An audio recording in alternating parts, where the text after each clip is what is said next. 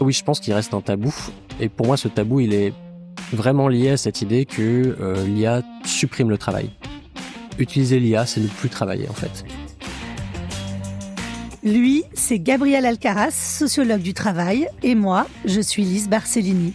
Avec ses collègues du Media Lab de Sciences Po, Gabriel a lancé en septembre 2024 une étude sur les conséquences de l'usage de l'IA dans notre travail. Dans ce podcast, il nous en dévoile les premiers enseignements. Bienvenue dans Y a encore du taf. Bonjour Gabriel. Bonjour. On est mardi, il est 11h41, je suis ravie d'être avec vous aujourd'hui. Depuis le réveil, est-ce que vous avez utilisé l'IA ? Et si oui, c'était pour faire quoi ? Eh bien oui. En fait, en ce moment, avec mon équipe, on travaille sur un système d'IA pour nous aider dans l'analyse qualitative des matériaux de recherche qu'on a du projet pour lequel dont on va discuter après. Et donc, je l'ai utilisé ce matin parce qu'on est dans une période de test où on essaie d'expérimenter justement pour voir si ce système fonctionne ou pas, parce que c'est encore assez nouveau. Donc là, par exemple, ce matin, j'ai essayé en fait de lui faire collecter donc ce qu'on appelle des verbatims, donc des extraits de matériaux autour de certaines questions qu'on s'est posées dans l'équipe. Quel teasing! Donc le projet dont on va parler, une étude qualitative et participative sur les usages des IA génératives sur le travail, dans un podcast qui s'appelle « Y a encore du taf ». Je ne pouvais que vous inviter. Vous êtes Gabriel Alcaraz, sociologue du travail et des techniques, chercheur postdoctoral au Media Lab de Sciences Po. On va y venir en détail sur ce projet et sur les premiers enseignements que vous tirez. Mais déjà, vous, au niveau professionnel, est-ce que vous pouvez me lister un peu les tâches pour lesquelles vous utilisez de l'IA générative ? Ça peut aller du mail. Aussi, on travaille beaucoup en langue anglaise, et même si c'est une langue que je connais plutôt bien, c'est quand même un outil qui permet aussi, je pense, de se rassurer et d'explorer différents types de formulations. Donc voilà, ça peut aller de tâches plutôt administratives, tâches plutôt exploratoires aussi, de rédaction, pour la rédaction d'articles de recherche, pas être confronté à la page blanche, commencer avec certains résultats. Voilà, donc j'allais dire qu'ici on expérimente pas mal. Vous avez dit tout à l'heure aussi que vous utilisiez l'IA pour interpréter les verbatims. C'était pas interpréter le mot que vous avez utilisé. C'est pas interpréter parce que l'interprétation, je tiens quand même à la faire. Et surtout pour moi, en fait, si j'ai fait de la sociologie, c'est quand même justement pour passer du temps avec les gens, essayer de comprendre, se confronter aux matériaux. Donc mon idée, c'est pas du tout de le donner à faire à la machine. Mais par contre, en fait, on a un matériau qui est très riche, qui est très vaste. Et donc, parfois, notre attention, même quand on parcourt les matériaux par nous-mêmes, en fait, elle est limitée. Et donc, notre idée, c'était plutôt, en fait, de s'équiper de modèles pour aller explorer le matériau plus en profondeur. Donc, par exemple, on a déjà repéré quelques concepts qui sont du coup articulés autour de matériaux, donc d'extraits d'entretien, par exemple, de ce que les gens ont dit. Et on voudrait voir, en fait, est-ce qu'il y a d'autres matériaux qui ressemblent à ça qu'on n'a pas vu, en fait, dans notre enquête. Donc c'est plutôt en fait dans cette utilisation-là que moi je le vois, c'est pas interpréter à notre place, c'est plutôt nous aider à explorer un matériau qui est pléthorique. Enfin, je pense qu'on a, pour vous donner un ordre d'idée, je pense qu'on a plus de 100 heures d'enregistrement, on a des centaines de pages de notes écrites par les différents participants, et puis après on a aussi toutes les conversations qu'ils ont eues, toutes les conversations qu'ils ont bien voulu nous partager avec les LLM. Donc en fait, c'est un matériau qui est vraiment immense. Et donc, pour en faire une exploration qualitative, je trouve que c'est aussi intéressant de s'équiper, en fait. Au lieu de poser des questions, on va plutôt traverser le matériau pour voir, en fait, quelles sont les questions qui émergent de l'enquête. Donc, par exemple, là, si c'est sur les questions d'usage, en fait, je vais essayer de me rendre attentif à différentes dimensions de, en fait, c'est quoi les problématiques de l'IA dans le travail pour les gens. Et donc, je vais lire, en fait, tous les comptes rendus. Et normalement, traditionnellement, ce qu'on fait, c'est, en fait, je repère ce passage, je me dis, il est intéressant, et je vais y ajouter un code. Donc, par exemple, je vais dire, en fait, là, ici, on parle de la honte au travail, le fait qu'on a peur d'utiliser l'IA. À tel autre endroit, c'est, en fait, l'IA, c'est super, ça m'a fait gagner du temps. À tel autre endroit, ça va être, c'était utile, mais en fait, peut-être que j'ai passé trop de temps sur cette tâche à cause de l'IA. Donc, votre étude sociologique porte sur les usages des IA génératives au travail. Et là, on parle quand même d'émotions, de sentiments. Vous me parlez de honte, etc. Donc, c'est pas juste les usages concrets, c'est aussi ce que ça fait à nous quand on les utilise. Oui, c'est ça. C'est une logique qu'on appelle compréhensive. Pour nous, en fait, ce qui était important dans le projet, et c'est aussi pour ça que on appelle ça participatif, c'est d'inclure les gens, en fait, dans le dispositif de recherche. C'est-à-dire pas venir nous avec nos questions, puisqu'en fait, on pourrait manquer des dimensions potentiellement importantes des problématiques de l'IA dans le travail. Et donc, en fait, demander aux gens, et pas simplement leur demander, en fait, qu'est-ce qui fait problème avec l'IA, parce que parfois, en fait, on va juste se dire, bon, en fait, il y a les problèmes qu'on connaît déjà, en fait. Il y a les biais, il y a les hallucinations, etc. Mais en fait, nous, l'idée, c'était de se dire, on se confronte à nos pratiques. C'est quelque chose qu'on n'a pas souvent le temps de faire, en fait, dans l'exercice du travail. Donc, prenons le temps d'abord d'un retour réflexif, de regarder vraiment ces pratiques, et après, en discuter avec les autres et voir à partir de là, en fait, qu'est-ce qui émerge de tout ça. Et donc, en fait, ce qui va émerger, c'est des problématiques qui sont propres à différents métiers, qui ont pas tous les mêmes préoccupations, pas tous les mêmes normes, qui sont pas, certains sont sous pression, d'autres sont moins compétitifs, etc. Donc tout ça, ça va changer. Et pour nous, c'était important de sortir d'une logique qui est juste d'impact, c'est-à-dire on va juste se demander est-ce que ça remplace le travail, est-ce que ça détruit des emplois, est-ce que ça augmente, est-ce que ça permet de faire plus, et en fait de plus montrer donc ce que nous on appelle plutôt les conséquences, donc quelque chose de plus qui parle plus de l'expérience en fait du travail et comment cette expérience-là se reconfigure.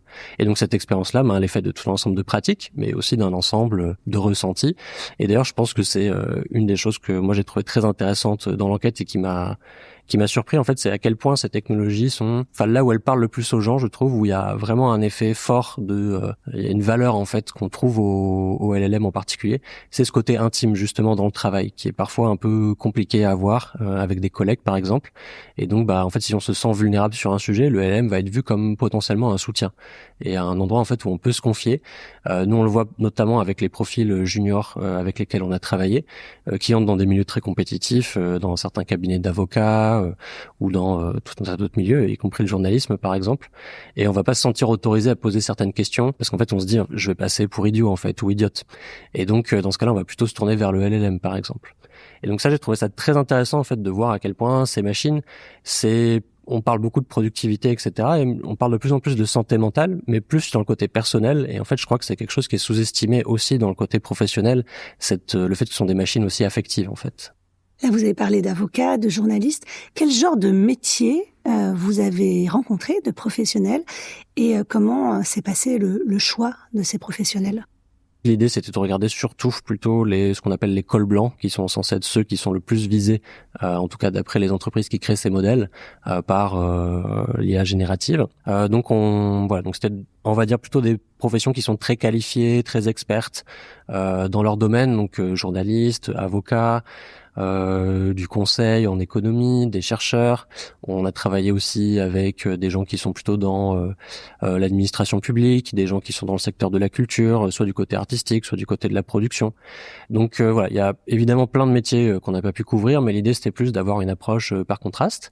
Voilà, donc ça c'était un des aspects. L'autre aspect c'était aussi qu'il fallait que les gens soient partants pour rentrer dans notre protocole qui demande beaucoup de temps.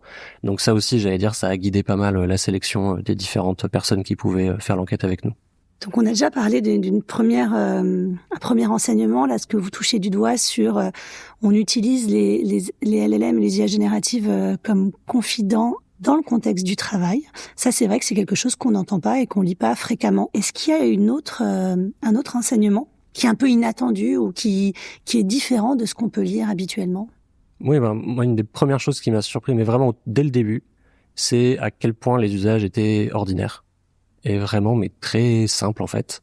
C'est faire des mails, c'est faire de la paraphrase, c'est demander une aide sur un dossier de subvention. Surtout au début en septembre 2024, pour moi quand on disait utiliser l'IA, j'avais l'impression qu'à chaque fois on parlait de faire des tâches extrêmement complexes, des tâches expertes.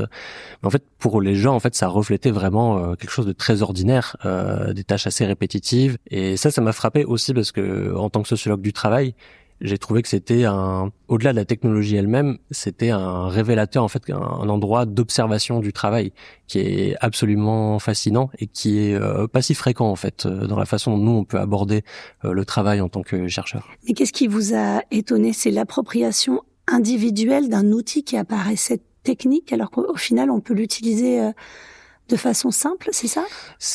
Non, c'est pas tant ça. C'est que en fait, j'ai l'impression que parfois, quand on dit, il y a 40% des gens qui utilisent l'IA, ce qui est plus ou moins les chiffres qu'on a actuellement. En fait, on se dit utiliser l'IA, ça veut dire ils l'utilisent tout le temps, partout. Ils l'utilisent pour faire tout un ensemble de tâches ou pour faire à leur place. Et en fait, c'est pas du tout ça.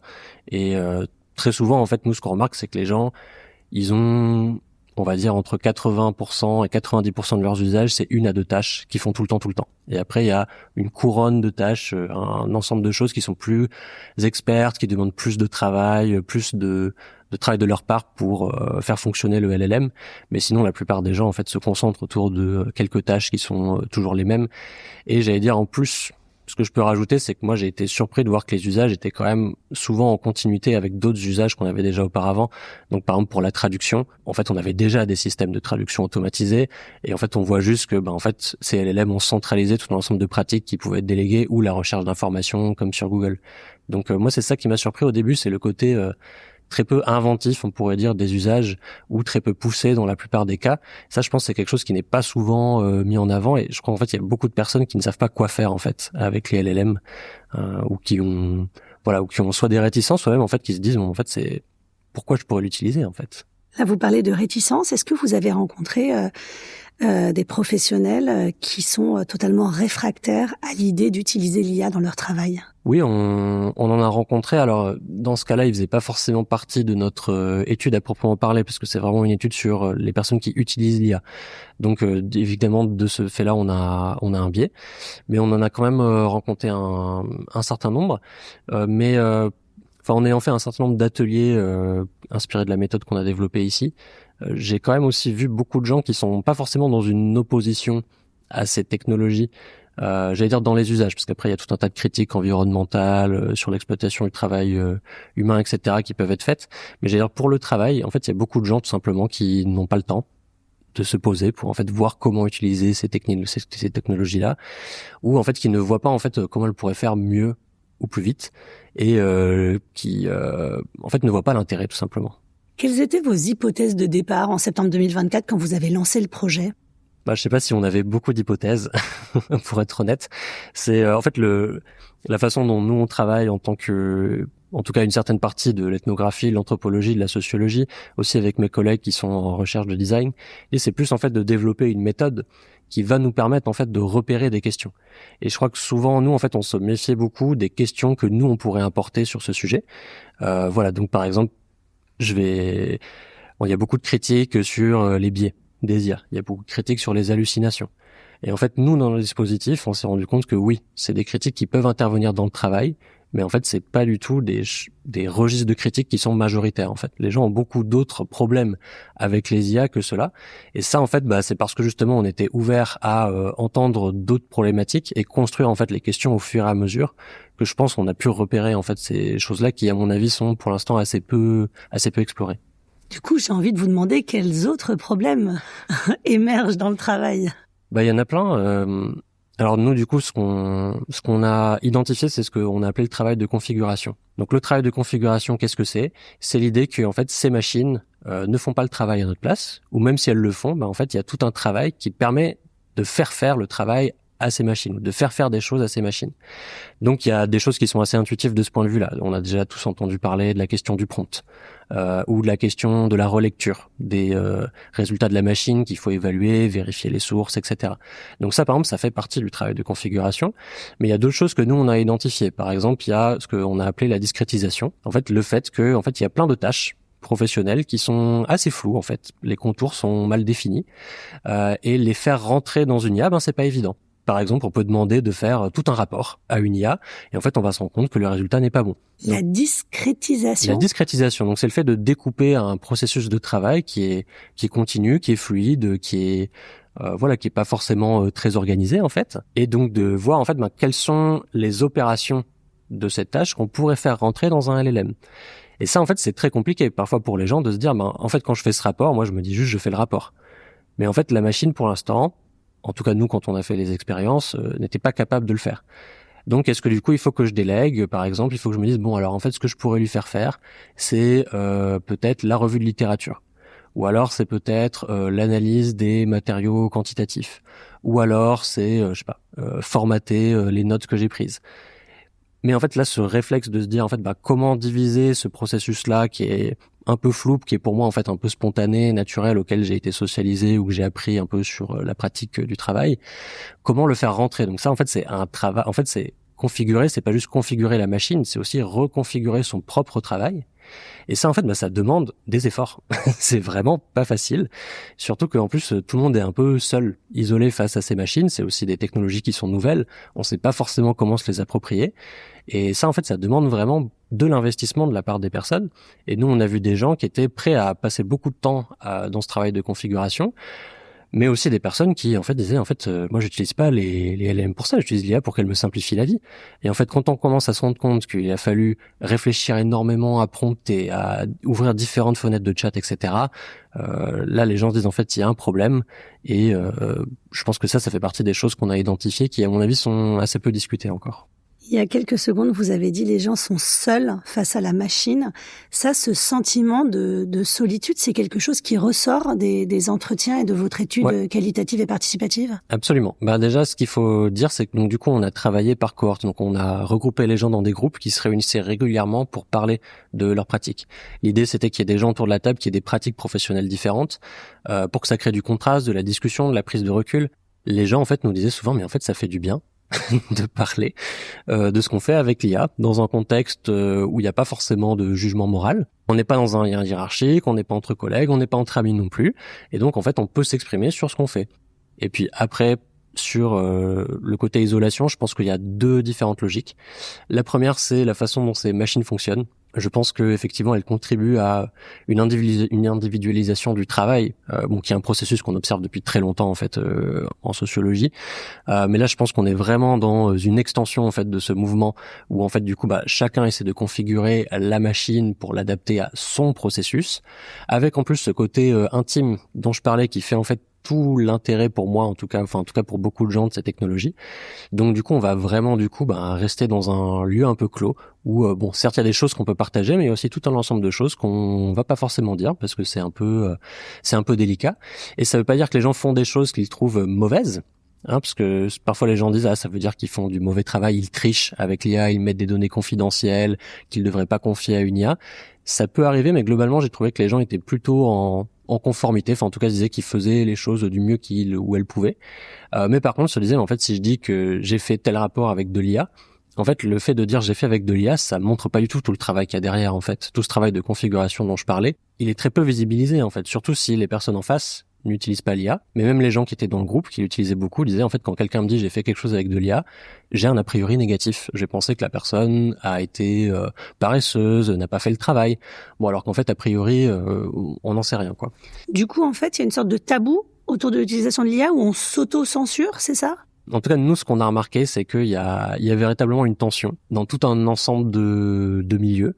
Même dans les endroits où c'est encouragé, il reste une forme de tabou. Alors pas surtout, par exemple, ça peut être nous clairement, par exemple, tout le monde nous dit je peux dire que j'ai fait la correction orthographique ou pour la syntaxe. Mais en fait, c'est un faux usage parce qu'en fait, personne n'utilise ces machines comme ça parce que la bonne syntaxe et l'orthographe, ça vient avec l'utilisation des LLM. Ou alors dire par exemple, j'ai fait un mail dans une profession où la correspondance n'est pas très importante, ça va être accepté.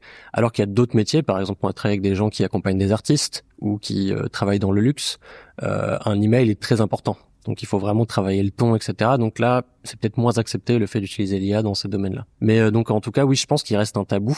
Et pour moi, ce tabou, il est vraiment lié à cette idée que l'IA supprime le travail. Utiliser l'IA, c'est ne plus travailler en fait.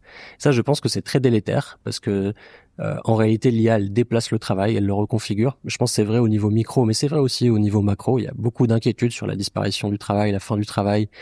Il y a tout un ensemble de chercheurs qui, à mon avis, disent que c'est pas forcément la bonne question, même si ça va avoir des impacts sur les emplois, ça va avoir des impacts sur les tâches. Du coup, ce serait quoi la bonne question? Je pense que justement, c'est de regarder en fait qu'est-ce que ça reconfigure dans le travail, qu'est-ce que ça recrée. Par exemple, est-ce que les gens ont envie de passer du temps à prompter un LLM? Est-ce que c'est vraiment une activité plaisante? Nous, on s'est rendu compte que les gens trouvaient ça pas très intéressant en fait de prompter. Au-delà de quelques astuces qu'on peut récupérer, de quelques petites compétences, les gens avec lesquels on travaillait ne trouvaient pas ça très qualifiant en fait comme pratique professionnelle. On a aussi des gens qui trouvaient que passer du temps avec l'IA, ça pouvait aussi potentiellement nous faire plus de choses ennuyeuses, contrairement à ce qu'on pourrait penser, parce que tout simplement c'est plus simple. Donc je vous donne un exemple, dans la culture par exemple, des artistes avec lesquels on a travaillé, ils disaient maintenant je peux faire plus de dossiers de subvention, donc je peux du coup passer plus de temps, ou autant de temps qu'avant en tout cas, à minima à faire des dossiers de subvention parce que je peux en faire plus facilement. Mais du coup, est-ce que je suis pas en train de perdre du temps pour la création, par exemple? Donc ça, en fait, tout ça, ça va être des déplacements qui sont que les gens vont trouver problématiques. Et finalement, en fait, les gens sont un peu seuls face à ces questionnements-là. Et je pense qu'effectivement, il y a tout un tas d'inquiétudes et de peurs autour de cette technologie. Mais nous, ce qu'on a remarqué, c'est que surtout quand on passe du temps avec eux et qu'ils passent du temps à réfléchir, à discuter, finalement, à la fin, ils n'ont pas tant peur de la technologie en tant que telle, c'est-à-dire au sens où elle pourrait les remplacer. Par contre, ils ont peur de penser que des personnes qui ne connaissent mal leur travail puissent penser que c'est possible de les remplacer. Donc, par exemple, je suis journaliste ou avocat ou par exemple dans l'administration, par exemple, à différents postes. Bah, on se dit en fait non, en fait l'IA elle est pas capable de faire le travail à ma place. Mais par contre, c'est possible que quelqu'un au-dessus de moi, à la direction, se dise bah en fait, on peut très bien faire ce métier par une machine. Et ça, je pense que c'est plus inquiétant pour les gens que la technologie en elle-même. Vous nous avez pas encore dit le nombre de personnes que vous avez rencontrées, vous avez mis dans ces cohortes. Et puis je veux aussi souligner que, comme vous l'avez déjà dit, vous travaillez en équipe et rendre hommage aussi à vos collègues. N'hésitez pas à me dire leur nom pour cette étude. Et est-ce qu'elle a un nom, cette étude? Oula, ça fait 3 questions en une. Alors c'est vrai que j'ai pas présenté le projet pour commencer, peut-être que j'aurais dû commencer par ça. Donc le projet s'appelle Écologie des pratiques LLM et donc l'idée c'est vraiment de rendre compte en fait de la diversité des pratiques et aussi en fait de comment, avec la métaphore de l'écologie, comment ces technologies qui sont une nouvelle espèce, on pourrait dire, dans nos écologies de travail, viennent soit se nicher à des endroits, ça peuvent être des espèces invasives, en tout cas viennent reconfigurer comme ça une écologie. Et donc, moi, je travaille sur le projet depuis 2 ans, mais c'est vrai que honnêtement, les méthodes de travail qu'on a développées, donc la participation, les ateliers, le fait qu'on demande aux gens de ramener des traces d'usage sous forme d'exercice également, ça c'est des choses qui viennent pas de la sociologie traditionnelle, de l'ethnographie, des méthodes dont j'ai déjà parlé, mais qui viennent plus de ce qu'on appelle le design de recherche ici. Donc en particulier, c'est Donato Ricci qui est le leader de l'équipe design ici. Aussi, on a beaucoup travaillé avec Tommaso Prinetti qui est un autre designer. Donc on va dire ça c'était le cœur de l'équipe. Mais par ailleurs, il y a aussi tout le Media Lab aussi qui fait partie des discussions évidemment. Et donc pour répondre à votre question sur le dispositif d'enquête lui-même, je pense qu'à la fin du dispositif, on a 32 personnes. Donc c'est 4 groupes. Chacun composé de 8 personnes, qu'on a suivi à chaque fois pendant à peu près 6 mois, avec des rendez-vous réguliers. Donc en général, on voyait une cohorte, on va dire une douzaine de fois pendant cette période-là. Ça commençait avec moi, je fais des entretiens individuels avec tout le monde pour comprendre leur parcours de travail, leur relation aux technologies, à l'IA. Et puis après, en fait, on rentre dans la logique plus collective, où l'idée aussi, c'est de former un groupe qui va se concerter, discuter. Et puis à la fin, on demandait aux gens de faire ce que nous on appelle une distillation, c'est-à-dire en fait, qu'est-ce qu'ils retiennent de cette expérience, qu'est-ce qui a changé dans leurs usages, qu'est-ce qui ressort en fait, avec quoi ils sortent de cette trajectoire-là.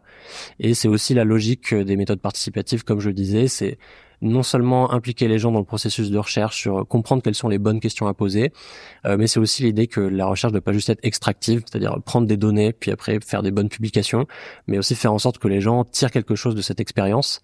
Et je crois que en fait j'aimerais aussi les remercier parce qu'ils ont passé beaucoup de temps avec nous, ils ont été très généreux et je pense que franchement sans eux et sans leurs implications, on n'aurait pas pu faire ce beau projet. Trop chouette.